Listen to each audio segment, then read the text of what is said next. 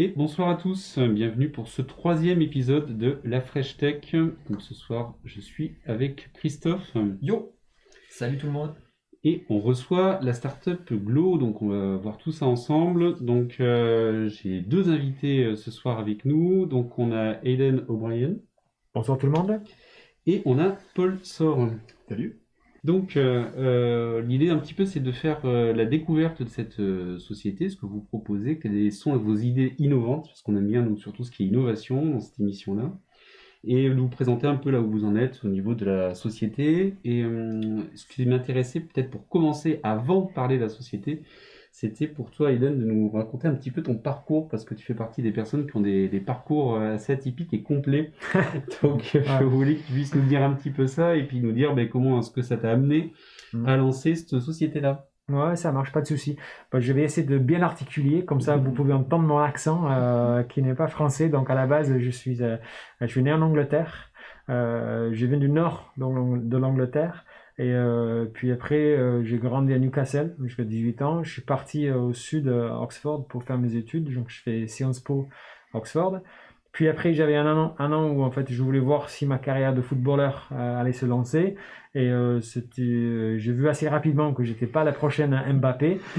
Et donc du coup, je suis retombé dans le monde de travail normal. Donc je suis dans le consulting de management avec une boîte qui s'appelait Anderson Consulting à l'époque, qui est devenue Accenture par la suite.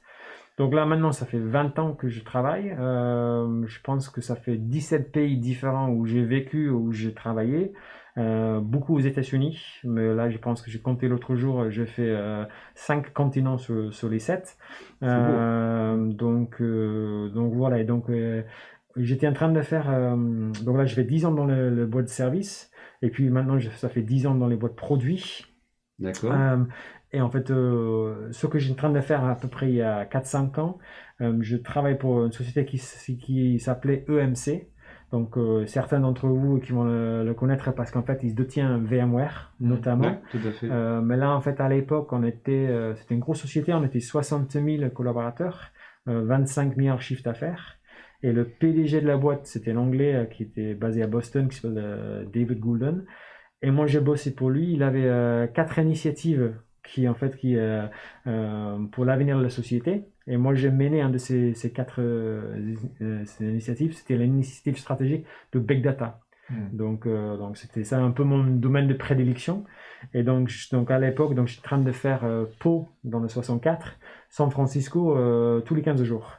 Et j'ai fait ça pendant... Ça doit être un dépaysement quand même entre les deux. Ça, c'est du commute. Voilà, Je pense qu'en termes de commute, tu vas tout le monde. C'était en fait parce que on avait 9 heures de décalage. Ouais. Et en fait, il faut un jour pour chaque heure de décalage. Et donc, du coup, en fait, j'ai jamais dans le bon fusil horaire. C'était la catastrophe.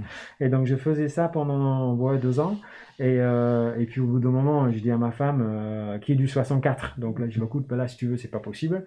La boîte, ils veulent que j'aille à San Francisco. Et elle a refusé de quitter le 64. Le mieux, en fait, si on parle avec elle aujourd'hui, elle va dire qu'on a coupé le poids en 2 et on est arrivé en 33. Donc, c'est le mieux qu'elle allait faire. Donc, À peu près. Voilà, exactement. Donc, je suis arrivé à Bordeaux parce que, en fait, au début, c'était soit Bordeaux, soit Toulouse. Et en fait, on a choisi Bordeaux parce qu'on allait avoir la LGV. Ah oui. Et en fait, donc, il y a 4 ans, on arrive à Bordeaux. En fait, franchement, moi, je suis venu pour le lien transport. Mais en fait, au final, je suis tombé raide amoureux de la ville. Je trouve ça génialissime. Je suis super bien ici. Et en fait, c'est un peu ça qui m'a aidé à lancer la boîte. Donc tu trouves la structure bordelaise accueillante et favorable pour pouvoir lancer une structure en tout cas. Je pense en fait, en règle générale, la France est très bien pour les jeunes sociétés. Surtout jusqu'à le premier 4 ans de la vie d'une société, c'est très favorable. D'accompagnement. Ouais, exactement. Donc là, en fait, l'État, en fait, donc Les aides. c'est exactement, il y a un aspect de ça, mais aussi, franchement, même la culture. On voit que le gouvernement soutient ces genres d'initiatives, et donc je trouve ça très très bien, franchement. Après, en fait, à Bordeaux aussi, c'était très facile pour moi et j'avais pas compris ça avant, mais en fait, pour moi, étant anglo-saxonne britannique, c'est les codes ici et les codes sociaux, ils sont très faciles. Pour moi, je suis beaucoup plus à l'aise ici à Bordeaux que par exemple dans le Pays Basque, que j'adore, ou Pau, ou ailleurs. Et en fait, quelqu'un m'avait expliqué, un Français, un Bordelais, qui m'a dit, bah, quand même, les Anglais, ils avaient géré les Gironde pendant 300 ans. Et donc, du coup... C'était occupé, oui, voilà, tout à fait. exactement. Donc voilà, franchement, je suis très très bien ici. Donc, Ok. Culturellement, super. ouais. Donc avec un parcours comme cela, ça t'a amené à créer une société qui Ouais. n'existait pas. Oui, tout à fait. Donc en fait, ça c'est le glue, ça s'appelle. Et en fait, moi, en train de prendre l'avion tout le temps, c'était impossible d'avoir des gens. Donc je me suis rendu compte qu'en fait, autant que numériquement, on est archi connecté entre le LinkedIn, le Facebook, le Snap, le TikTok, tout ce qu'on veut, on est archi connecté, mais on arrive de moins en moins de voir nos vrais amis dans la vraie vie. On a toujours trop de choses à faire. Les amis Donc, virtuels. ben voilà, et je trouvais ça assez frustrant. Et donc, du coup, on voyait de moins en moins de personnes. C'était toujours les mêmes gens. Et en fait, on a perdu de vue des gens qui comptaient pour nous. Et donc, du coup, je dis, bah, écoute, ça va pas. Donc, du coup, je voulais créer cette appli qui prend en compte où sont les gens, qu'est-ce qu'ils aiment bien, les préférences, etc. Et comme ça, en fait, une fois qu'on voit que les amis qui comptent pour nous, qui sont juste à côté, en fait, bon, là, on reçoit une petite notification pour dire, tiens, il y a un tel, ils sont juste à côté, est-ce que tu as envie de les voir? Et en plus, si tu as envie, on te propose les lieux qui va a priori convenir à tout le monde. Parce que l'idée de faire 250 messages à droite, à gauche, sur WhatsApp, sur Messenger, sur tout le reste, je n'avais pas envie de faire ça. Donc ça, c'est un peu la naissance. Donc au final, Glue, maintenant, c'est la façon le plus rapide de retrouver des amis dans la vraie vie. D'accord.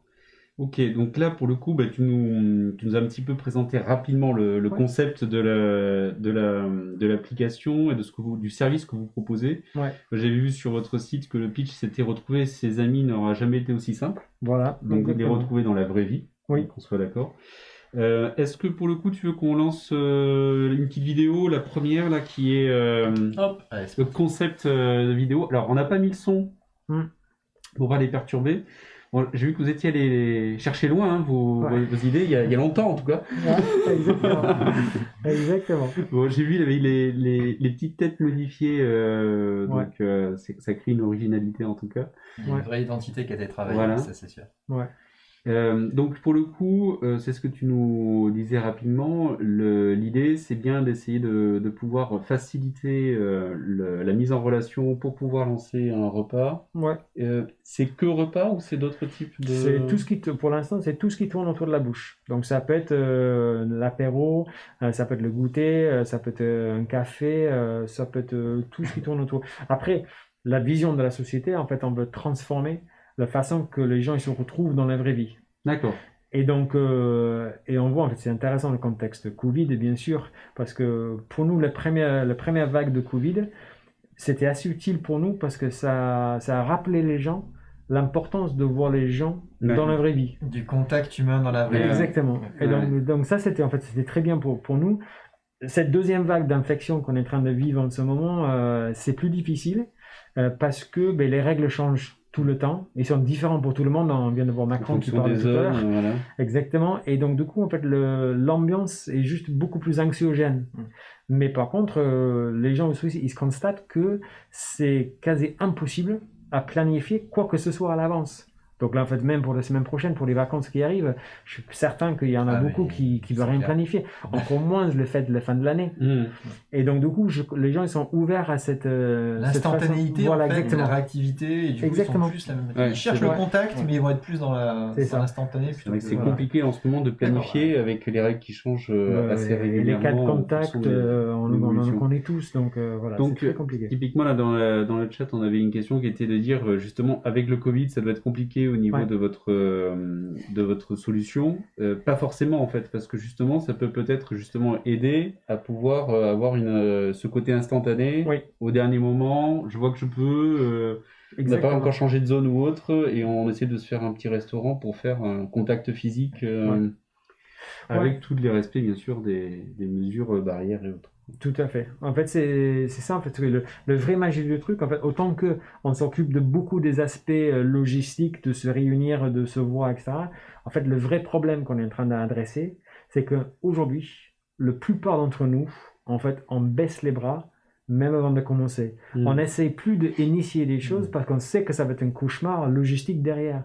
Et en fait, la beauté avec Gloo, pour moi, c'est en fait, tu n'as même pas besoin d'y penser. C'est Gloo qui va te dire quand les copains ils sont juste à côté, quand ils sont dispo, et quand il y a une forte chance que tu peux le retrouver. Et c'est ça que je trouve qui est la magie du truc. En fait, tu reçois une alerte en fait pour te dire. C'est ça, une petite notification. On va peut-être lancer dans ce cas la deuxième vidéo, puisque dans celle-là on voit un cas d'usage. Donc là c'est quelqu'un qui est pris par son travail, mais qui essaye de lancer en fait la planification d'un repas le midi et qui essaie de le faire tel qu'on le fait aujourd'hui. Et qui va passer donc pas mal de temps, avec pas mal de retours, pour arriver à savoir où aller, mettre d'accord tout le monde, quelle heure ou autre. Voilà, exactement. Donc c'est en fait cette complexité-là sur laquelle vous apportez en fait une réponse. Tout à fait. Avec l'application. Quand les gens sont à côté. Ok. Donc là, il reçoit la notification et alors j'ai vu qu'il y avait une battle de choix de restaurant. Ouais. Exactement, le duel. C'est un côté ludique en fait, c'est dedans. Mais c'est ça en fait, ouais. Mais dans l'appli en fait, tu vois, on essaie de simplifier à mort le processus de se mettre d'accord sur un lieu, de se retrouver. Par exemple, les chats, la fonctionnalité chat dedans, c'est que des messages prédéfinis. Donc là, en fait, on n'est pas en train d'écrire un bouquin là, dans tous les messages, etc. C'est que les choses qui sont pertinentes. Pareil pour le duel, on n'a pas besoin d'avoir 10 000 choix. Parce qu'aujourd'hui, comment en fait, ça se passe pour choisir un lieu. Il y a une personne, il va sur Internet, il va faire son Google, il va faire son TripAdvisor, etc. Il va essayer de trouver quelque chose. Il va même pas être sûr de préférence de tout le monde, même tes meilleurs amis. Est-ce que tu es sûr, tu sais ce qu'ils préfèrent comme nourriture? D'accord. Même si tu le connais bien. Non, c'est pas toujours évident. Et donc du coup, c'est nous qui prenons en compte tout ça. C'est une prise de tête. Des petites incrustations de l'application. Voilà, exactement. Bertrand téléphone. Voilà. Tiens le téléphone. Exactement. Là, tu vois le duel. Et puis après, donc là, c'est pour reprendre ce que tu dis tout à l'heure, Bertrand. Aujourd'hui, ça tourne autour de la bouche, mais quand on dit c'est transformer la façon que les gens ils se réunissent, c'est pas juste autour de la nourriture. Ça peut être pour aller faire un ciné, ou ça peut être pour aller à une expo. Ça peut être aussi pour aller plus loin, pas juste dans la ville où on habite. Donc on peut te proposer, est-ce que tu as envie d'aller à Dublin ou Stockholm, Milan ou Rome? Et en fait, comme ça, on peut te proposer les vols, l'hôtel et une activité sur place, etc. Donc ça, c'est la vision de la société, plus loin que juste tout ce qui tourne autour de la suite. Et juste que la proximité. Tout à fait. Alors justement, on a une question sur la partie proximité pour savoir quelle est la précision pour l'évaluation de la proximité, puisqu'il nous dit par exemple sur Paris, à 5 km, on peut être quand même très éloigné. Comment ça se passe là-dessus? C'est une super question. Moi, je répondrai d'un point de vue fonctionnel et je laisse Paul peut-être expliquer un point de vue technique. Donc, effectivement, là, pour l'instant, dans son niche, qui est le cœur de l'application, en fait, on voit tous les gens qui sont à côté de nous. En fait, quand c'est autour de nous, c'est de 15 km. Donc, c'est la réponse aux courses. Mais effectivement, le commentaire de Ghost Dragon, c'est absolument parfait parce que 15 km à Paris, ce n'est pas la même qu'en Californie, sur le côte ouest, où les gens sont prêts à conduire 1h30 pour aller dîner avec un ami. Donc ça, en fait, on va apprendre ça au fur et à mesure selon la région. Mais en France, pour l'instant, on est parti sur 15 km. Je te laisse compléter. Non, mais c'est exactement ça. Après, c'est vrai qu'on a on parle souvent entre nous de mettre en place du géofencing, donc pour par exemple délimiter un cercle urbain. Donc ça pourrait être Paris, ça pourrait être Bordeaux, Toulouse. Après, il y a aussi beaucoup de leviers à activer en fonction de la proximité des amis dans le nid. Si une personne a des amis qui sont en moyenne à 10 ou 15 km de son géocentre à lui, l'algorithme doit se comporter différemment que quand tout le monde est à proximité. Donc ça, c'est des choses qui vont arriver petit à petit dans l'application, et des leviers qu'on va ajuster, et qu'on va ajuster surtout aussi en fonction du type d'activité également, quoi. Alors, peut-être pour donner une petite visibilité sur comment ça fonctionne, donc en gros, il y a 3 étapes pour arriver. Je vais peut-être vous laisser les commenter. Ouais, c'est en fait d'abord il faut télécharger l'appli. Donc là, en fait, c'est le point de départ. Une fois qu'en fait, est fourni par une appli. C'est exactement ça. Mais une fois que c'est téléchargé, en fait, on n'a que à rajouter les 5-6 copains qu'on a envie de voir. C'est vraiment pas le mécanique, le modèle business et tout, etc. C'est pas du tout qu'en fait, il faut avoir 1752 amis dedans, quoi, à la Facebook ou LinkedIn ou autre, etc. C'est juste les gens que tu as envie de passer du temps avec. Et une fois qu'en fait, on a ça, soit en fait, tu peux initier quelque chose. Tu peux dire, tiens, j'ai envie de voir ce mec, ce copain-là, cette copine-là. Et puis après, on prend en compte où ils sont et on te propose les lieux. Ou soit en fait, tu peux attendre que c'est Glou qui va te dire, tiens, en fait, Paul et Valentine, ils sont juste à côté, est-ce que tu as envie de le voir? Mais en tous les cas, tu vas avoir une proposition de lieu en fonction de la géolocalisation des gens et aussi les préférences alimentaires qui sont stockées dans le profil. D'accord. Et puis, voilà, après, dernière chose, qu'en fait, une fois qu'on a fait ça, une fois que on a proposé le lieu, tu envoies ça au groupe d'amis, il y a un petit vote, comme ça et tout le monde peut s'exprimer pour dire soit resto A, soit resto B, et puis une fois que tout le monde a voté, en fait, toi en tant qu'organisateur, tu prends la décision finale, et puis après, tu envoies la petite carte pour te montrer comment en fait tu arrives au lieu. D'accord. Il y a une étape quand même quand tu invites tes amis où du coup eux aussi doivent récupérer, télécharger l'application. Tout à fait. Dessus. Oui, tout à fait. Donc, en fait, tu vois, c'est un moyen aussi d'attirer dans l'application les amis des gens qui ont déjà installé. Oui, tout à fait. Donc ça envoie un lien d'invitation qui fait télécharger l'application et qui faut.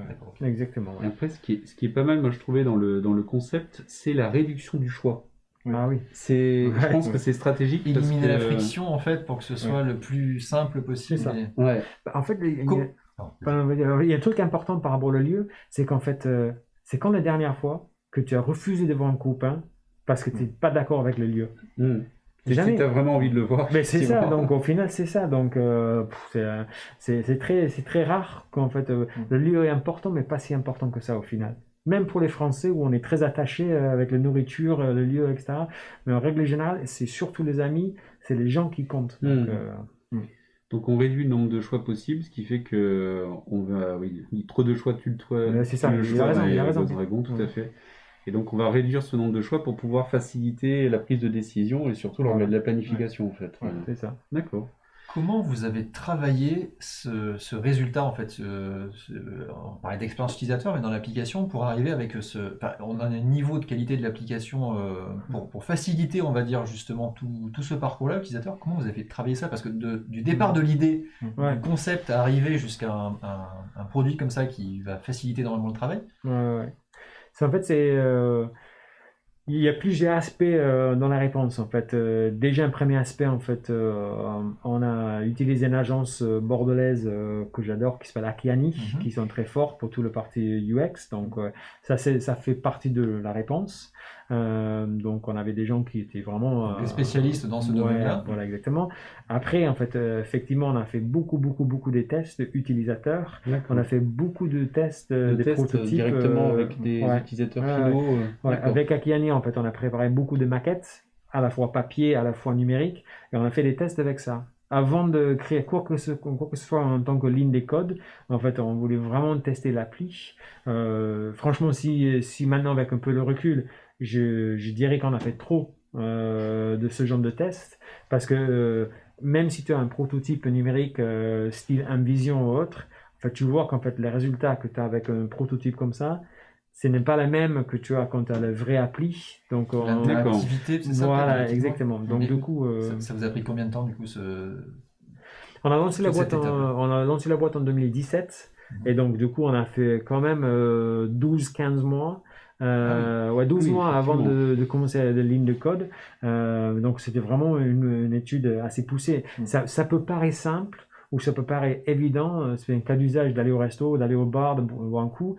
On le vit tous régulièrement, donc ça peut paraître simple, mais quand tu veux aller vraiment jusqu'au minimum, quelles sont les infos vraiment clés, il y a quand même beaucoup de choses qui sont réfléchies dans l'appli. Donc je dis un exemple de décision de design qu'on a eu dedans. Là, dans ton nid, tu vas avoir un aspect autour de moi. On a parlé tout à l'heure par rapport à 15 km. Mais en fait, cette fonctionnalité, en fait, c'est pas juste autour de moi, tu peux cliquer dessus pour être tout le monde. Les raisons pour lesquelles on va être capable de te montrer pas juste tes amis qui sont à côté, mais aussi tout le monde dans ton nid, c'est pour éviter un problème qu'on a avec Facebook et des autres notamment. En fait, en anglais, ça s'appelle le filter bubble. Ouais. Et en fait, c'est parce qu'on est manipulé, parce qu'en fait, tu vois que ce que Facebook veut Ouais. que tu vois sur ton feed. C'est ça. Et moi, je veux pas que les gens ils disent non mais Glou, en fait, il est en train de me manipuler en disant qui est-ce que je peux voir. Donc, on te donne la possibilité dans le cœur de l'appli pour dire montre-moi tout le monde pour que moi je puisse choisir, même si quelqu'un est plus loin que 15 km, je peux quand même le voir. Oui. Donc, ça, c'est un type d'aspect de design qui est Pour très éviter les important. biais, ça. en fait. Voilà, exactement. D'accord. Donc, Ok. voilà. Bon, et écoute, ça répond, je pense, à pas mal de questions, y compris dans ce qu'on a pu avoir. Et dans les autres points, bah, c'était savoir un petit peu, là tu nous disais que c'était depuis 2017 que vous avez lancé. Vous en êtes où dans votre cycle de développement Ouais. pour le coup? Ouais, ok, donc là en fait, en tant que développement de société, en fait, on a fait 2 levées de fonds, donc Friends and Family et aussi avec les Business Angels principalement, donc un pre-seed. Oh, ouais, précis, ok. Ouais, un pre-seed. Et puis après, l'app est dans les 2 stores, donc en fait même dans les 3 stores, dans le store Huawei aussi. D'accord. Et donc c'est Huawei, Apple et le Play Store aussi. On a une grosse nouvelle release qui va sortir, grosse en tant que refonte technique, on en parlera sans doute Ouais. après. Donc là en fait, la version qu'on a est jolie comme tu avais dit tout à l'heure Christophe, mais c'est fonctionnel. Mais en fait on a prévu une nouvelle version où l'expérience utilisateur est encore plus fluide et les tech derrière est encore plus robuste. Ok. Écoute, c'est très bien. Ça va nous faire le lien. Pardon, tu avais une question? Non, ça veut dire que dans ce lancement de produit, donc dans ces 3 ans du coup Ouais. passés, donc il y a eu tout le travail de conception du produit, les fameux Ouais. tests. Ouais. Il y a eu du coup un premier cycle de développement d'une version, donc celle qui est actuellement. Ouais. En fait, on est en deuxième cycle pour l'instant. Effectivement, tu fais bien Ouais. de me faire penser. En fait, là, ce qu'on avait fait, on a fait tous ces tests plutôt en mode qualitatif, Ouais. plutôt que quantitatif. Bien sûr. Et donc là, en fait, quand qualitatif, bien sûr, on est à côté des gens, on est en train de vraiment comprendre le truc avec eux. Et puis, on a dit, ben là, maintenant, il faut qu'on passe une vitesse supérieure. Il faut qu'on ait les données quantitatives des gens avec lesquels on n'a pas interagi. Donc, on a fait C'est le compliqué. lancement de... Ouais, Ah ouais, oui. exactement. Donc, Mesurer ce qu'on n'a pas. c'est pour ça qu'on a décidé de mettre l'appli dans les stores l'été dernier. Donc, fin d'été dernier, ils étaient disponibles dans les 2 stores et on a fait beaucoup des activités de marketing sur Bordeaux. Notamment, l'événement dont tout le monde parle, c'est le Bordeaux Open Air. On avait les gros mascottes que vous avez pu voir dans la D'accord. première vidéo. Et donc, du coup, ça a interpellé beaucoup de monde. Donc, pour nous, c'était très bien. On a pu récolter des retours des utilisateurs dans un mode quantitatif. On a vu tout ce qui allait pas avec l'appli. Et donc, à ce moment-là, on a repassé en mode sous-marin. Et donc, on a remodifié l'appli, etc. Ah oui. Et donc, tout était prêt, tous les modifs. Justement, la première chose, parce qu'au tout début, c'était que de restaurant. Mais après, tout le premier feedback que tout le monde nous a donné au Bordeaux Open Air notamment, c'était non, mais en fait, il faut les bars aussi. Ouais. Moi, je ne vais pas juste aller manger, je vais aller boire un coup, etc. Donc, on a retravaillé le truc. Début de cette année, c'était prêt pour repartir. Et puis, on a eu Covid, confinement, etc. Donc, on a pris 2 mois de plus à peaufiner l'appli davantage. Et puis, c'était suite au déconfinement en juin où on a commencé à recommuniquer dessus. Et donc, ça nous amène jusqu'à aujourd'hui. D'accord. D'accord. Peut-être que tu peux nous remettre pour le coup, nous mettre la vidéo 4. Parce que là, tu as Je peux le faire. Parce que là, on en parle beaucoup et ça nous permettra de Voir l'appli en fait. voir l'appli sur Voilà. un parcours complet. Donc là, ce que Et, vous voyez, c'est pas une ça vidéo, illustre c'est bien. vraiment le fonctionnement de l'application. C'est-à-dire que si vous la récupérez, la téléchargez, vous allez avoir cette Ouais. expérience-là. À part les bulles qui sortent de l'écran. C'est ça. Ça arrive dans la prochaine Non. version. C'est ça, version holographique, Voilà. ça marche. Avec les lunettes qui vont avec. Ouais. Et du coup, au lancement, alors comment, en même temps que la vidéo passe, combien vous étiez dans l'équipe et combien vous êtes aujourd'hui? Ouais. Ça m'amène d'autres questions après, mais Ouais, donc là, en fait, mais ça c'est intéressant d'un point de vue tech aussi. En fait, au début de l'aventure, on a utilisé un modèle IT for Equity. Donc, du coup, en fait, mon CTO actuel, lui a un labo de recherche R&D. Il a une centaine de personnes qui travaillent pour lui, un peu partout au monde. Et en fait, en retour pour des parts dans la société, en fait, lui, il a mis à disposition une équipe technique pendant 2 ans. Et donc c'est ça qui en fait qui a nous permis de faire la première version. Mais ce qui est normal, donc là en fait donc du coup on était voilà une petite de dizaines, pareil donc on avait des gens qui faisaient du back en Tunisie, les autres en Inde pour le front. Et puis ce qui est normal vers la fin de ces 2 ans, moi je réinternalise l'équipe technique, donc ça c'était l'arrivée de Paul dans l'équipe, et petit à petit en fait là maintenant on est tous ici au Bordeaux à part mon associé qui est à Paris, il est entre Paris et Bordeaux, et en fait mais pour l'instant l'équipe est 100% en France pour l'instant. D'accord. Une belle transition, Bah oui. peut-être. Avec Voilà. l'arrivée de Paul, donc, qui est tech lead Ouais. dans la société. Et donc, forcément, une des premières questions qu'on avait, c'était de savoir pourquoi est-ce que tu as rejoint l'aventure Glo. Alors pourquoi je l'ai rejoint, je suis particulièrement intéressé par le monde des startups en fait. C'est une ambiance et c'est un monde qui à moi me plaît et je commence à penser que je suis pas vraiment calibré pour travailler ailleurs que dans ces environnements-là. Donc pour moi c'est naturel d'aller chercher ces rôles-là. Ça, c'est intéressant. C'est quoi en fait qui.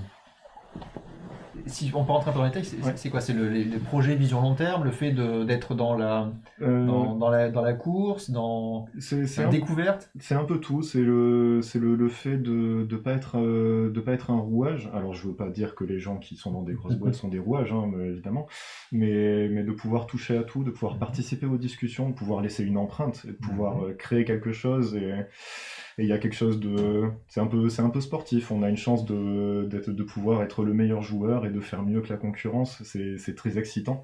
C'est très stressant aussi, mais ça fait partie de ce suc et cette chose qui à moi me plaît, quoi. Et effectivement, quand j'ai rencontré Hayden et Laurent, donc son associé, c'est vraiment eux qui m'ont attiré parce qu'en fait, je pense que n'importe qui a bossé dans le monde des startups sait que c'est pas un projet qui gagne, c'est une équipe, c'est une vision, c'est un esprit d'équipe, c'est une communauté en fait qu'on crée dans ces milieux-là. Et quand j'ai rencontré Hayden et Laurent, en fait, j'ai vu des gens qui savaient travailler, qui parlaient mon langage, avec qui on se comprenait et avec qui je savais que j'allais pouvoir créer quelque chose qui allait me dépasser moi et les dépasser eux. Et c'est ça qui est fascinant et qui moi me passionne dans cette partie-là. Okay. J'ai juste rebondir sur quelque chose que Paul a dit. J'ai un copain qui est en Californie, il m'a dit la différence entre les grosses boîtes et les startups, et lui il a fait les deux, il a fait 4-5 exits, etc. Il a dit dans les grosses boîtes, c'est 10% de l'effectif qui font 90% de le travail. Mais par contre, dans une startup, tout le monde doit justifier leur existence tous les jours. Et j'ai trouvé ça très vrai, mais surtout par rapport à l'aspect startup. Ouais. C'est vraiment, on sent qu'on est vraiment en vie. D'accord.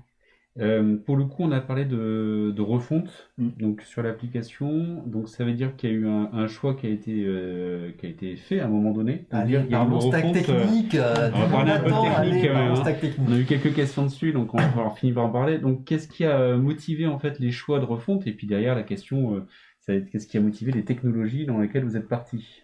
Ouais, alors en fait, refonte, c'est un peu galvaudé parce qu'on a, comme tout le monde, hein, je vous apprends rien, on a deux parties, on a un back-end et puis une application qui est notre front-end.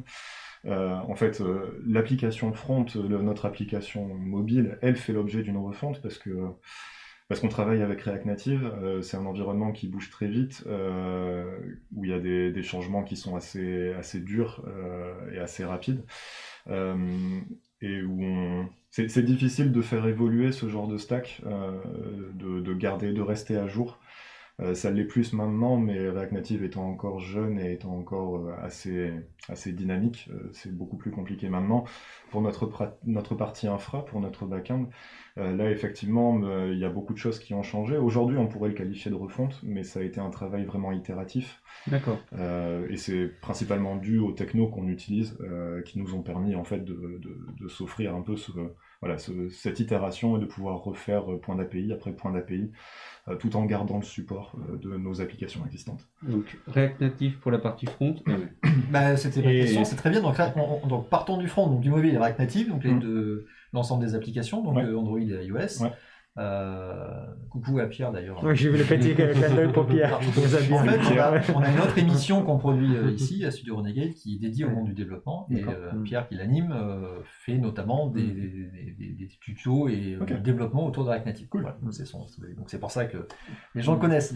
Donc partons du mobile, donc React Native. On arrive côté API. Donc là, comment ça se passe? Vous avez une infra hébergée, j'imagine, quelque part? Alors on a une infra hébergée, on a une stack qui est basée sur Node.js.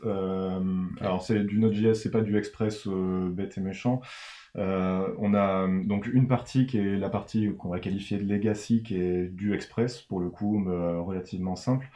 Et on a une autre partie donc, qui est aussi basée sur Express, mais où on utilise un framework, peut-être que certains vont connaître, qui s'appelle Nest.js, qui est relativement puissant et qui nous ouvre pas mal de possibilités dans le futur de scalabilité.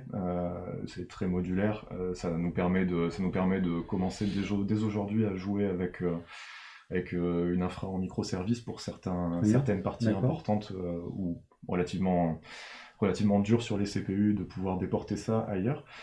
Après tout ça au niveau de l'infra, ça reste relativement simple aujourd'hui parce qu'on n'a pas réellement un besoin de scalabilité tel qu'on a besoin de rajouter de la complexité. Donc en fait, très concrètement, tout ça c'est hébergé dans des conteneurs Docker derrière un Nginx avec un load balancer. Tout ça tourne sur Mongo également. C'est une stack qui est relativement classique dans l'absolu. Moi, j'ai l'impression que vous cochez toutes les cases avec les technos qui sont actuellement en vogue et qui ont démontré leur capacité. C'est en un tout peu cas. ça. Alors, il manque un provider cloud pour héberger tout ça. Ouais. Tout ça, ton provider, tu l'as, ça tourne sur AWS. L'infra, C'est bon. On a mis C'est la dernière case. voilà. Et pour cocher la dernière case, on est vraiment très investi dans l'infrastructure as code, donc nos machines et nos réseaux, toute la partie AWS, c'est déployé avec Terraform et Ansible, voilà, c'est très agréable à utiliser. Évidemment, si vous l'avez déjà utilisé, je suis sûr que vous serez d'accord avec moi. Mais ouais, voilà. Et alors, du coup, tu parlais d'architecture au regard de la volumétrie. Quel est aujourd'hui le volume au niveau peut-être de l'infra déjà pour commencer de traitement des requêtes qui arrivent dessus, si vous avez un ordre d'idée un peu grandeur? Alors un ordre d'idée des requêtes, ça je pourrais pas te dire. On dimensionne des machines qui sont, on va dire, normales pour notre niveau d'activité chez AWS. Donc on est sur du X large. On a quelques petites machines à côté qui tournent pour des jobs très spécifiques, donc par exemple du FFmpeg ou des choses comme ça. Et notre base de données, on est à une étape où on n'a même pas besoin de sharder MongoDB, donc ça va venir, je l'espère, mais pour l'instant, on reste dans les clous, quoi. D'accord. Alors, après, ce qui est bien, c'est que vous avez prévu pour la suite, en fait. Et la Oui. scalabilité, elle est là, vous avez tout ce Voilà. qu'il faut pour pouvoir en faire, et après, ça va être en fonction des volumes que vous allez déclencher. C'est ça, tout ce qu'il faut. c'est toujours le grand problème, c'est que en général, quand on se rend compte du besoin de scalabilité, c'est relativement immédiat, et c'est là qu'on met un peu le feu à la baraque. Donc Oui, c'est- en général, tu tapes la limite en dur. Ouais. Et là, tu réagis. Et c'est C'est bien de pas s'être fermé toutes les portes avant. Ça représente toujours du travail de franchir cette étape-là, mais parfois on peut se faciliter un peu la tâche en amont, quoi. D'accord. Et dans les autres points, en fait, c'est donc dans les challenges techniques que tu as pu te lancer, c'est quoi sur ce projet-là? Je pense qu'on a fait un vrai bon travail côté API, parce qu'en fait il y a un challenge qu'on considère pas forcément quand on travaille sur du mobile. Moi par exemple, qui avait beaucoup l'habitude de travailler sur du web, c'est qu'en fait, quand on travaille sur du mobile, on est confronté à des utilisateurs qui peuvent ne pas mettre à jour leur application, c'est leur choix. Donc on a un parc de déploiement qui est très hétérogène, qui nous impose de continuer à les supporter. Donc par exemple, de supporter certains points d'API legacy, de faire attention à comment on fait évoluer nos réponses, comment on fait évoluer nos applications. Et c'est des impératifs qu'on rencontre rarement dans le monde du web pur. Donc c'est très intéressant à gérer quand on travaille avec une application mobile. Et c'est aussi intéressant de trouver des solutions à ces problèmes-là. Donc par exemple, notre application, notre nouvelle infrastructure, en fait, elle est montée en tant qu'un routeur supplémentaire sur l'ancienne infrastructure. Ils vivent en symbiose et petit à petit, l'un phagocyte l'autre et un jour, il restera plus que la nouvelle infrastructure. Mais c'est un processus qui est très itératif. C'est pas un Big Bang en tout cas. C'est pas un Big Bang et c'est à la fois parce que on est obligé de le faire. On veut pas couper certaines applications existantes et c'est quelque chose qui est assez intéressant à découvrir, à mettre en place. Et voilà. Ok. Et alors là, pour le coup, juste pour comprendre, et toi qui arrives sur ce projet-là, qu'est-ce qui a pu t'aider en tout cas pour pouvoir convaincre du fait qu'il fallait faire une refonte? Parce que je suppose que ça doit pas être évident. Je me tourne aussi un peu vers Aiden pour se dire, je viens juste de tout faire et puis on va tout refaire à nouveau. Donc c'est vraiment l'intérêt technique, c'est les limitations, la projection. En fait, le mot refonte, il fait peur en général, surtout quand il vient d'un tech vers des fondateurs. C'est pas quelque chose qu'on a envie d'entendre. Quand on parle refonte, on imagine une activité qui est à l'arrêt, des features qui vont pas sortir avant longtemps. Potentiellement des régressions, ou un nombre d'utilisateurs qui va stagner quand on est en train d'essayer d'en acquérir. Donc le but du jeu, c'est pas de vendre la refonte, c'est d'acquérir la confiance et de savoir vendre un projet. Donc pour nous, ça a été quelque chose encore une fois de très itératif. Je suis pas allé voir Aidan un jour pour lui dire il faut une refonte. Et on a commencé à refaire certains systèmes. On a vu une nette amélioration, par exemple au niveau de la sélection des restaurants, des bars. Et en fait, ce processus, quelque part, c'est un peu un non-dit, c'est-à-dire que tout le monde était d'accord, arrivé à un certain moment, qu'on voulait continuer à itérer dans cette direction. Et avec le recul, on appellera ça une refonte, mais sur le coup, en fait, on s'en est même pas rendu compte. Oui, je peux te compléter comme ça. En fait, ça fait quand même 20 ans que je travaille dans le tech, donc je comprends le technique, comme, surtout dans une phase itérative au début, en fait, comment en fait, ça peut s'accumuler. Mais pour moi aussi, ce qui a vraiment fait les différences, c'est quand on commence à travailler avec Paul, on a dans une startup, franchement, en fonction de la plupart des startups, c'est pas la tech qui est le plus compliqué. Il y a plein d'autres trucs en tant que dirigeant, il faut que je gère entre le personnel, le marketing, plein d'autres trucs. Le tech, c'est pas forcément le plus compliqué. Mais ce qui est important pour le tech, il faut que le tech soit en mesure de répondre rapidement. Si on veut changer une fonctionnalité, si on va rajouter quelque chose, si on va enlever quelque chose, il faut qu'on soit en mesure de faire ça. Et donc, du coup, en fait, ce qu'on Paul il a proposé, ce qu'il nous a montré, c'est effectivement dans le stack qu'on avait, ça allait prendre trop de temps. Et avec les changements, on allait beaucoup plus vite.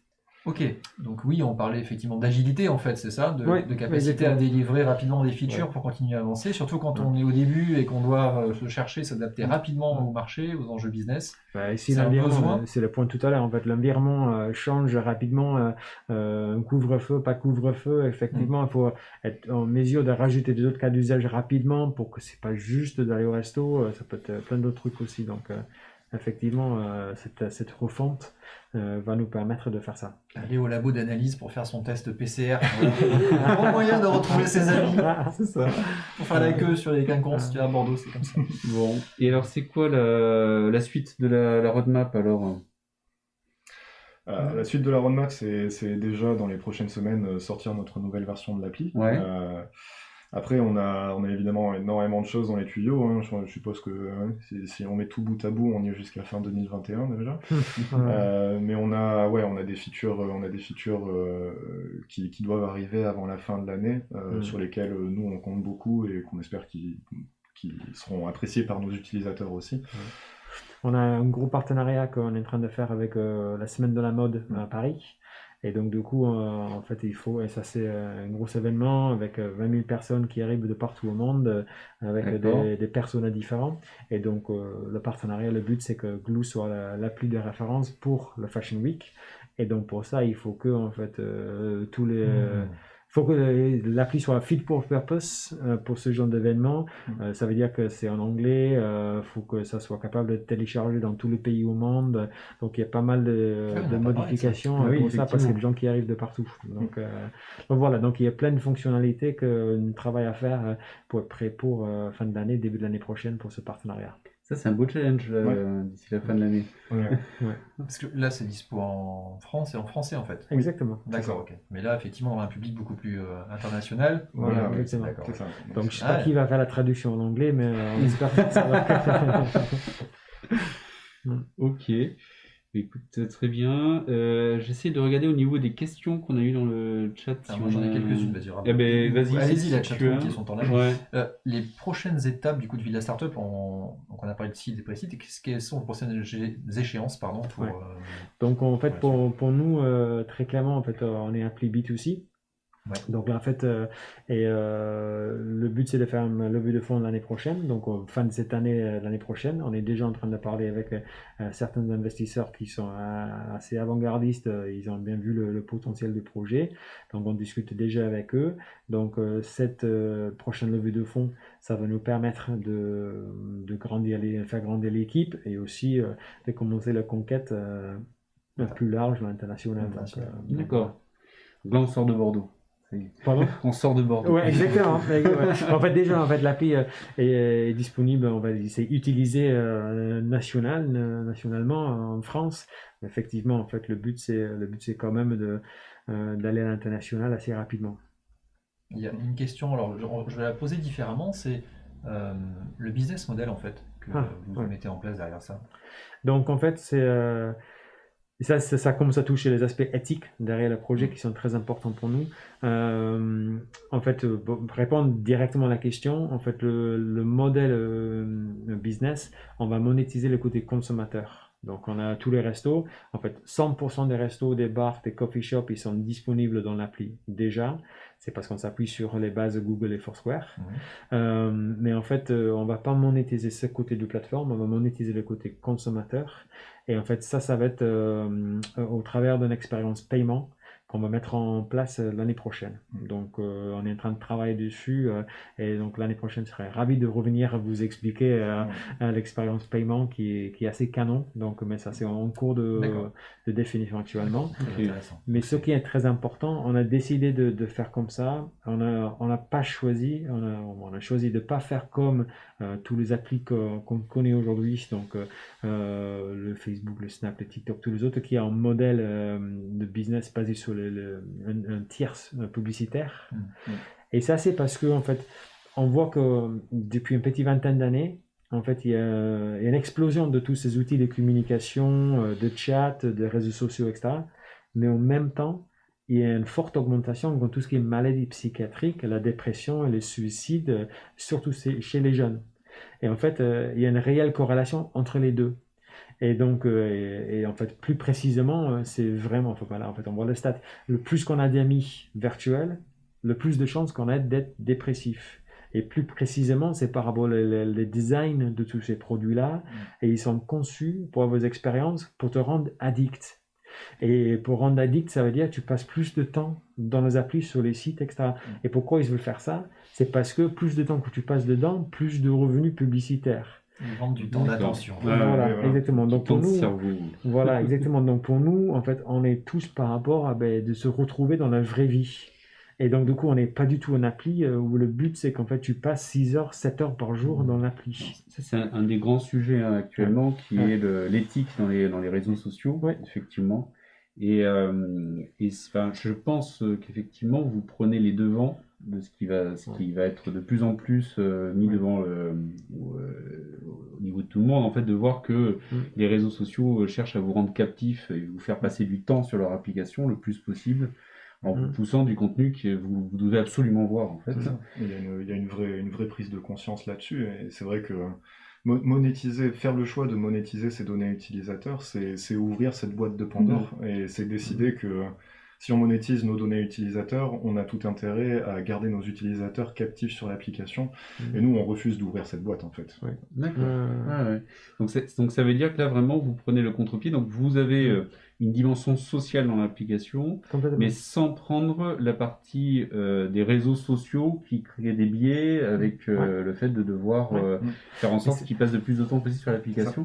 Après, c'est ce qu'on voyait un petit peu tout à l'heure dans la vidéo qu'on a présentée, puisque moi j'ai l'impression que effectivement c'est bien le contraire avec votre application, c'est qu'il ne va pas passer beaucoup de temps sur son application pour pouvoir programmer, parce que le but c'est que ça soit très simple en fait, et rapide, et qu'il repose et qu'il se concentre sur autre chose. En l'occurrence c'était sur son travail. Donc le challenge très clairement quand on applique comme ça, c'est en fait comment en fait on reste top of mind pour l'utilisateur. Ouais. Parce que si on est bombardé tout le temps, les gens ils utilisent ça parce que c'est devant le nez. Donc du coup, en fait, ça c'est aussi la raison pour laquelle on a ce système de notification proactif. Mais c'est pour te dire, tiens, en fait, il y a un copain qui est juste à côté, est-ce que tu as envie de le voir? Donc la raison pour... c'est utile, oui. Voilà, exactement. Donc, c'est vraiment cet aspect, en fait, pourquoi, en fait, je peux bien dormir le soir, je sais que je suis pas en train de manipuler mes utilisateurs, c'est parce que je sais qu'en fait, moi, je vais pas générer de revenus tant que les gens ne se sont pas retrouvés dans la vraie vie.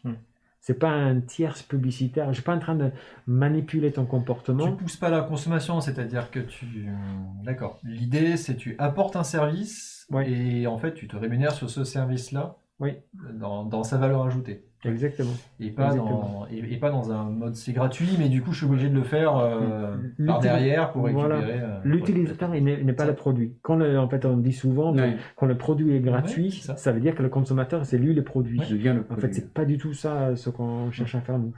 D'accord. Ok. J'ai vu qu'il y avait une question sur les données qui sont collectées. Si vous collectez des données, comment ça se passe? Bah, la géoloc, déjà, c'en est une. Voilà. Ouais. Mais Voilà. Mais de ce côté-là, en fait, on est très prudent et enfin, nos CGU sont d'ailleurs volontairement très restrictives là-dessus. Donc nos données de géolocalisation, par exemple, on les collecte, mais on garde un historique qui est volontairement extrêmement réduit. Déjà parce que on n'a pas l'intention de garder des données qu'on n'a pas l'intention d'exploiter. Et ça ne nous intéresse pas de savoir où était un utilisateur il y a 2 mois. Là-dessus, voilà. Et après, on a pour ambition d'essayer de construire une relation de confiance avec nos utilisateurs. Si par exemple, on se rend compte un jour qu'on pourrait apporter une valeur ajoutée définie à nos utilisateurs en gardant par exemple un historique de géolocalisation plus poussé, il faut que ce soit fait en accord avec ces utilisateurs. Il faut que la confiance, ça va dans les 2 sens, et il faut qu'elle soit mutuellement accordée, et on espère atteindre ce niveau-là. Après, comme tout le monde, on utilise des solutions de mesure d'audience. Volontairement aussi, ces solutions de mesure d'audience, on les castre assez fort. Donc on ne stocke pas, par exemple, de données identifiables dans nos analytics. Voilà, c'est en volume. c'est vrai. Exactement. Mais voilà, parce que la plupart du temps, ces solutions ont tendance à vendre des solutions d'anonymisation des données qui ne le sont pas réellement. Et donc nous, on fait déjà une prépasse là-dessus pour s'assurer que tout est bien. Et juste pour vous donner une idée, en fait, à quel point ça c'est important pour nous. Je pense que c'était Nico Popi qui a dit tout à l'heure. En fait, le contexte, s'il y a un couvre-feu, c'est difficile pour les restos, donc c'est difficile pour nous. En fait, on se pose les questions. Est-ce qu'en fait, on va faire en sorte que les gens puissent se retrouver chez eux? Et donc, du coup, en fait, pour nous, en fait, une vraie problématique par rapport à ça, c'est en fait, il faut qu'on adresse à domicile de la personne. Et c'est pas forcément donné qu'on voulait avoir. Donc, du coup, en fait, ça, c'est le type de... jusqu'à quel point que ça impacte notre réflexion par rapport à ce qu'on veut devenir. Donc, au niveau des données, en fait, le point, c'est si vraiment il y a une plus-value pour l'utilisateur, là, dans ce cas, ça serait de bien prévenir en disant, on va prendre cette donnée supplémentaire, mais c'est parce qu'il y a une plus-value qui est derrière la fonctionnalité suivante. Ok. Et puis de ne pas prendre sans demander, en fait, tout simplement. Ouais, je suis en train de lire un truc. Effectivement. C'est ça, Effectivement, quelqu'un qui allait fact-checker sur le site internet. Mais ça aussi, Laurent qui n'est pas ici ce soir, mon associé. En fait, lui, il était responsable pour tout ce qui est GDPR, RGDP en français, au sein de BPCE. Donc, le mec, il était une des premières personnes à mettre ça en place pour un grand groupe, donc il sait de quoi il parle. Donc, et Paul et moi aussi, mais Paul et Laurent, ils sont très très stricts par rapport à ça. Ok, très bien. Merci beaucoup. Mais oui, je pense qu'on a fait le tour des questions. Est-ce qu'il y avait d'autres points que vous vouliez partager avec nous? Non, comme ça, j'ai rien qui me En fait, moi je dirais juste, en fait, bien sûr, je encourage tout le monde de télécharger l'appli et de rajouter quelques amis dedans. Franchement, sincèrement, ça nous intéresse d'avoir les retours des utilisateurs. Donc, si les gens ils veulent nous contacter ou de faire des retours en live, on est très preneurs de ça, très sincèrement. Donc, je suis ravi si les gens ils veulent nous contacter pour ça. Alors, j'ai mis l'adresse du site internet là dans le titre pour pouvoir vous retrouver, donc glou.social, Voilà. TV1 point. Oui, c'est-à-dire que si vous la récupérez et que vous passez dans la région de Bordeaux, peut-être qu'il y a des gens de chez nous qui sont inscrits sur l'application. Voilà. C'est ça. Voilà. Ou même ailleurs en France, parce qu'on a des gens qui téléchargent partout. Même à la campagne. Voilà. Ça marche. Ok. Bon, écoutez, merci à vous. Et puis si vous avez des questions, donc là on est en live sur Twitch, mais vous pouvez aussi avoir des questions sur le replay sur YouTube, donc n'hésitez pas à les mettre dans les commentaires, et puis on fera en sorte que vous puissiez avoir les réponses, Voilà, donc voilà. juste en dessous, pour qu'on puisse venir vous apporter les différents éléments de réponse. On passe à la deuxième partie, avec les news du mois en bref. Donc qu'est-ce qui s'est passé ce mois-ci dans le monde des startups et de l'innovation? Si ça rentre, c'est bon. Le titre. Donc avec Aledia, donc essai nanophile lumineux, donc qui lève 80 millions d'euros. Donc c'est pas rien. Je trouvais ça super intéressant parce que c'est une jeune pousse qui est grenobloise, donc et qui planche sur le développement de la nouvelle génération de LED. Donc c'est pas rien. Donc là, ils ont levé un financement de 80 millions d'euros. Le montant global, le but, c'est qu'ils aient dans les 120 millions d'euros. Et donc, l'objectif, c'est de financer l'installation d'un site de production au sein donc, de la métropole grenobloise. C'est une bonne chose, on reste sur du français. Qu'est-ce que ça fait et sur quoi est-ce qu'ils travaillent? Donc, c'est sur une évolution assez forte au niveau des écrans LED. Puisqu'ils vont développer donc des diodes, ce qu'on appelle électroluminescentes, à base d'une architecture 3D et qui provient donc du laboratoire d'électronique et technologie qui est du CEA. Et donc c'est une technologie qui est brevetée avec des microfils baptisés WireLED. Et ça permet en fait de se poser sur des substrates en silicium, ça parle à tout le monde évidemment, et ça présente en fait surtout une meilleure efficacité énergétique et plus de brillance que les cristaux liquides qu'on a dans les écrans OLED. Et donc c'est une technologie qui est extrêmement intéressante puisque forcément on va venir consommer moins d'énergie. On va pouvoir avoir plus de brillance au niveau des écrans, et tout le monde veut toujours plus de brillance, attention aux yeux quand même.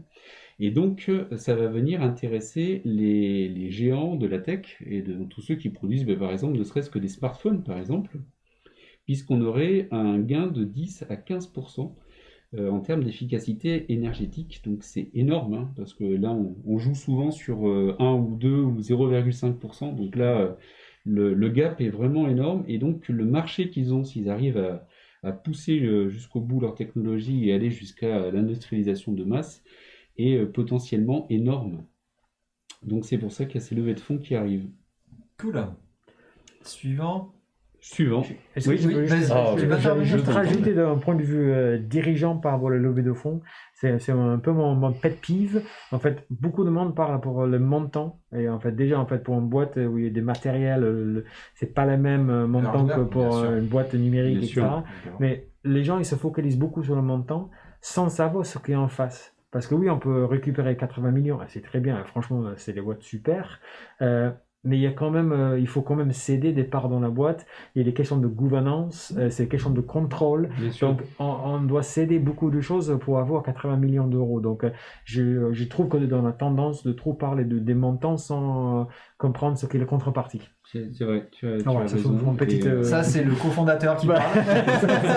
Mais c'est bien, et c'est intéressant d'avoir ce type de retour-là, effectivement, lorsqu'on parle de chiffres, en fait. On parle de dilution. Ouais. On parle de plein de choses. Mais c'est dilution d'une partie, mais c'est le contrôle, le gouvernance. Bien Est-ce sûr, qu'en fait, oui. est-ce qu'on n'a plus la majorité? Qu'est-ce que c'est le droit de vote, etc.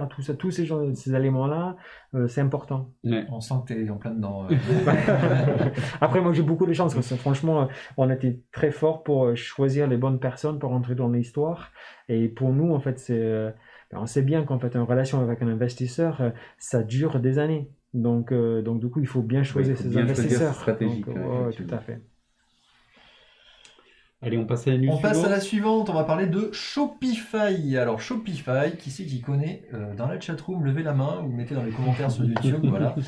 Shopify, c'est une plateforme qui vous propose de faire du e-commerce quand vous n'avez pas l'infrastructure pour le faire ou pas la connaissance pour vous monter votre propre site. Donc ils offrent une plateforme pour vous monter votre propre boutique en ligne, clé en main globalement, donc facile d'accès pour les petites entreprises ou les petits commerçants. Et vous n'êtes pas sans savoir qu'avec la crise sanitaire, il s'est passé plein de choses. Et il y a ceux qui en ont profité et ceux qui en ont souffert.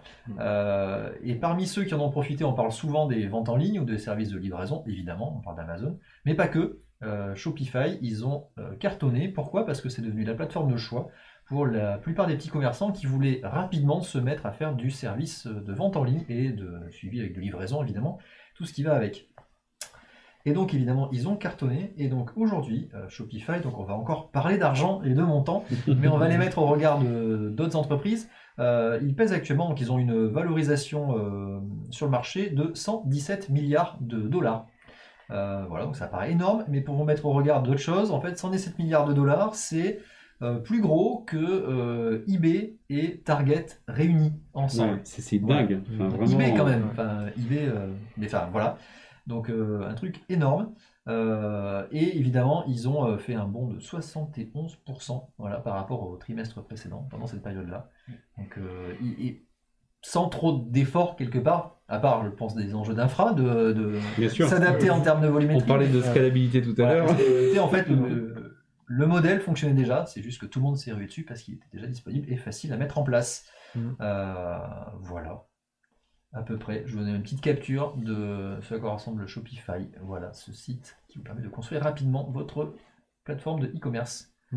Avec vos visuels, avec tout ce que vous voulez. C'est plutôt. En plus, c'est assez joli. Hein, c'est pas. On n'est pas sur. On peut faire la comparaison à du WordPress pour les blogs, pour les sites d'actu ou les blogs. Ben ça, c'est la même version, mais en plateforme, par contre, pour les sites de e-commerce. Avec une API fantastique. Avec une API fantastique, avec des points d'intégration vers énormément d'autres services derrière, qui peuvent aller jusqu'à prendre en compte la partie paiement, enfin plein de choses. Moi, j'aime beaucoup cette histoire. En fait, ça m'a fait penser à Zoom.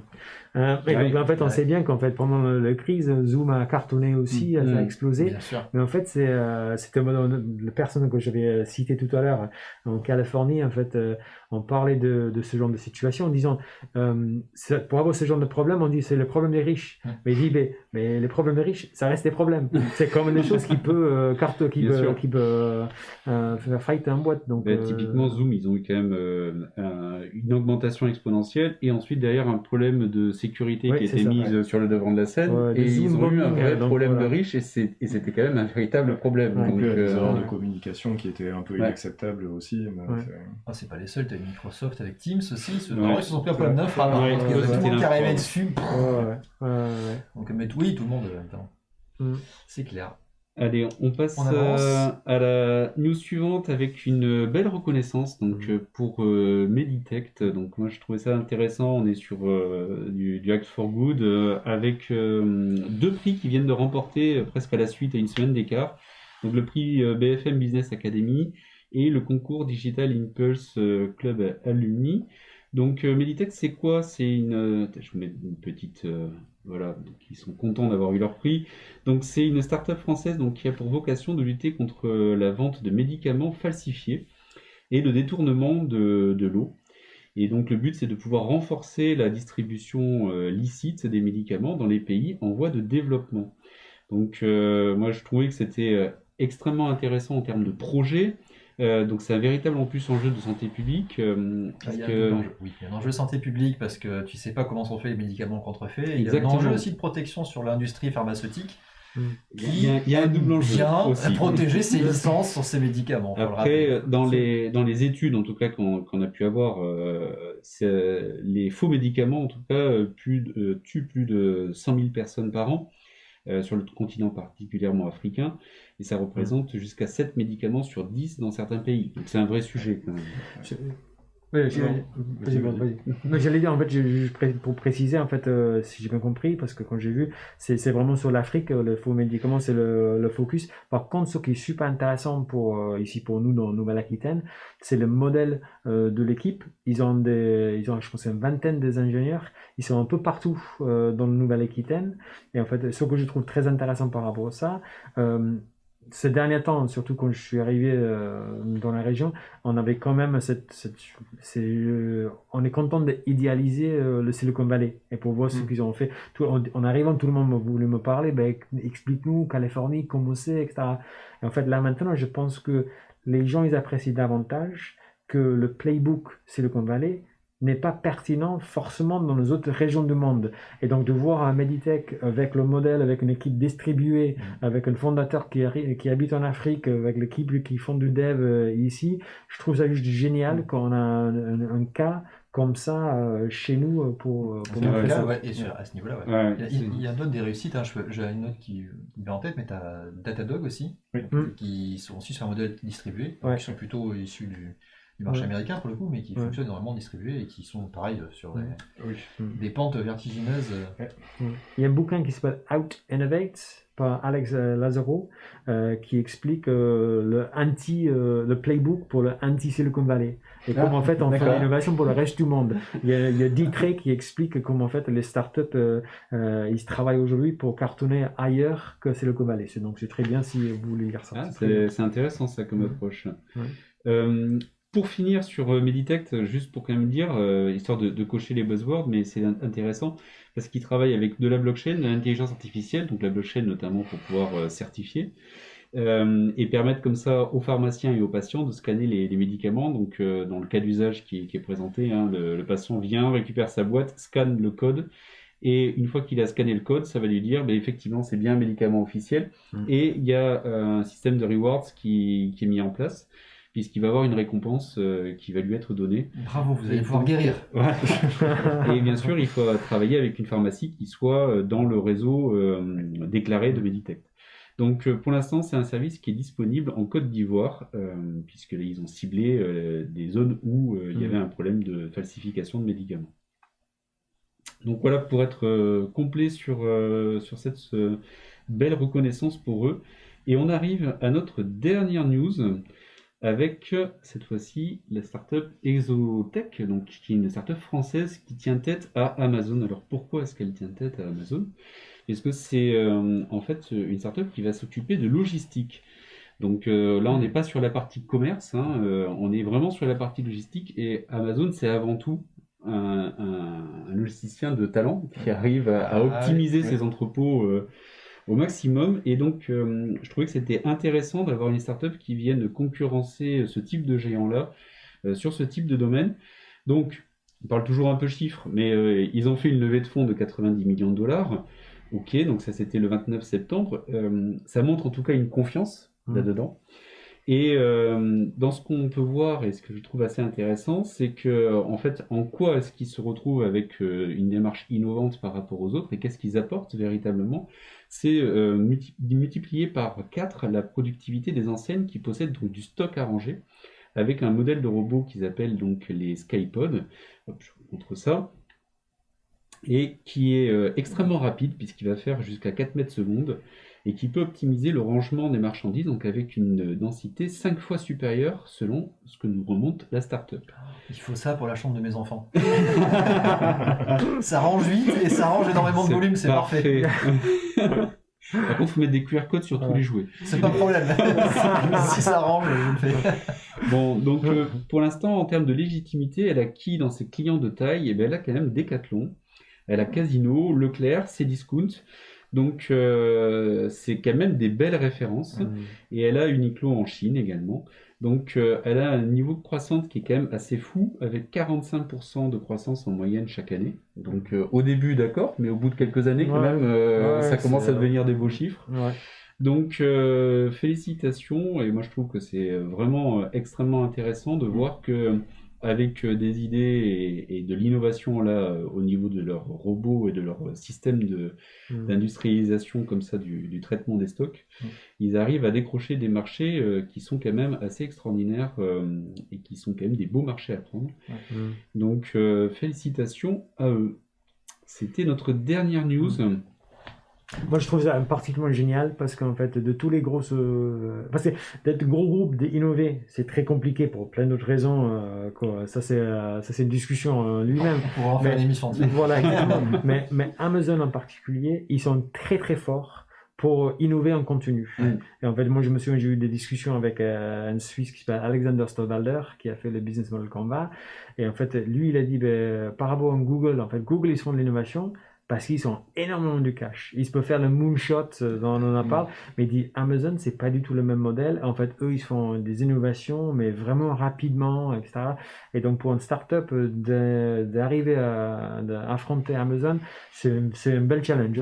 Ils sont vraiment en train de faire de bons boulots là. Alors, ils ont une approche intéressante, c'est-à-dire qu'ils apportent le service au niveau d'Amazon sur les autres groupes, en fait. Ils essaient de concurrencer Amazon, mais qui n'arrivent pas à descendre sur la logistique, parce qu'Amazon, ils sont très bons sur la globalité en plus. C'est des systèmes qui existent déjà depuis quelques années chez Amazon, ces robots comme ça. C'est juste que ils se sont, évidemment, c'est Amazon, et ils se sont fait leur petite chasse gardée. Ils ont racheté beaucoup de boîtes dans cet espace-là. Et c'est bien de voir quelqu'un qui sort du lot et qui arrive à proposer quelque chose. Parce qu'arriver à un certain niveau, c'est vraiment la logistique qui devient l'élément différenciant. Ne serait-ce que pour la livraison, pour raccourcir les délais de livraison, pour pouvoir avoir en même temps en permanence les bons stocks. Enfin, c'est arriver à un degré d'excellence. La logistique est capitale. En fait. C'est le problème de la vente de détail. C'est un énorme problème d'optimisation en fait. Et c'est vrai qu'Amazon, pour ça, ils ont été très très durs à battre pendant longtemps. Et juste pour rebondir sur le point de Gustragon là à la fin, il a raison, mais c'est intéressant de comprendre le mécanique financier derrière ça. En fait, une boîte, quand il s'est fait évaluer par les analystes d'equity sur les marchés, sur Wall Street et autres, en fait, eux, ils veulent voir si en fait une innovation pour représenter 10% à peu près de la boîte à la louche. Et donc, du coup, en fait, de grandir une start-up, de faire croître une start-up pour que ça devienne 10% de ton chiffre d'affaires, prendre une banque comme ING, la banque néerlandaise, c'est 80 milliards de dollars. Donc, ça veut dire qu'il faut une start-up qui vaut, un projet d'innovation qui vaut 8 milliards. Et donc, même à 10%, c'est 800 millions. Donc, d'avoir une start-up qui vaut 800 millions, c'est hyper compliqué. Donc, effectivement, c'est plus rapide pour un gros groupe d'aller acheter quelque chose qui peut avoir un impact sur le prix de l'action. Donc, effectivement, ils se font plutôt comme ça. Mais c'est très compliqué. Mais c'est intéressant de comprendre le mécanique financier derrière toutes ces décisions. Et on a donc voilà le point de fin pour notre 3e épisode de la Fresh Tech. Donc on a le site internet sur lequel vous pouvez venir nous retrouver les épisodes et venir échanger avec nous, donc en replay sur YouTube. Donc cette émission est bien sûr produite grâce aux moyens de Studio Renegade, donc qui nous loue le studio pour ce soir. Donc n'hésitez pas à aller les rejoindre sur Tipeee, sur le Twitch Prime également pour soutenir la chaîne. Et on remercie ceux qui nous ont soutenus ce soir, en particulier en live, Michael Seniobos et Prozin Motion, et Damios qui vient de le faire à l'instant. À l'instant, voilà, direct. Le sens de leur propos. Et donc pour retrouver toutes les émissions, parce que Studio Renegade, c'est pas que l'émission La Fresh Tech, loin de là, c'est d'autres émissions également, basées sur le site de studiorenegade.fr. Et écoutez, on va vous souhaiter une bonne fin de soirée, et on se dit à dans un mois environ pour l'épisode 4 de La Fresh Tech. Yes. Merci à vous. Merci d'être venu. Et l'email là, c'est parfait. Pour le contact@glue.social pour les remarques. Parfait, on le mettra dans la description sur la description YouTube. Impeccable. Merci à vous. Merci à tout le monde. Ciao. Au revoir. Au revoir.